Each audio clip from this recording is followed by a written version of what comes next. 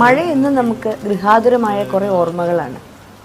പക്ഷേ മഴക്കാലത്ത് നമ്മുടെ വീട്ടിലും പരിസരങ്ങളിലും യഥാർത്ഥത്തിൽ സംഭവിക്കുന്ന എന്താണെന്ന് അറിയാമോ? മഴക്കാലമായല്ലോ ബ്രോ, നമുക്ക് പൊളിക്കണ്ടേ? യെസ് ബച്ചു, ഈ വീടിനുള്ളിൽ തുറന്നു വെച്ചിരിക്കുന്ന ശുദ്ധജലം, ഫ്രിഡ്ജിന് പിന്നിലെ ട്രേയിൽ കെട്ടിക്കിടക്കുന്ന വെള്ളം, പിന്നെ ചെടിച്ചട്ടികളിലും ഫ്ലവർ വേസിലുമുള്ള വെള്ളം, കെട്ടിക്കിടക്കുന്ന മഴവെള്ളത്തിലും ഓടകളിലെ മലിനജലത്തിലും നമുക്ക് മുട്ടയിട്ട് പെറ്റു പെരുകാനുള്ള സൗകര്യവുമുണ്ട്. കണ്ടല്ലോ അല്ലേ? ഇങ്ങനെ സംഭവിക്കാതിരിക്കാൻ നമുക്ക് പലതും ചെയ്യാനാവും. കുടിക്കാനുള്ള ശുദ്ധജലം എപ്പോഴും അടച്ചു വെക്കാൻ ശ്രദ്ധിക്കുക. ഫ്രിഡ്ജിന് പുറകിലുള്ള ട്രേ, ചെടിച്ചട്ടികൾ ഇതൊക്കെ ഇടയ്ക്കിടയ്ക്ക് വൃത്തിയാക്കി സൂക്ഷിക്കുക.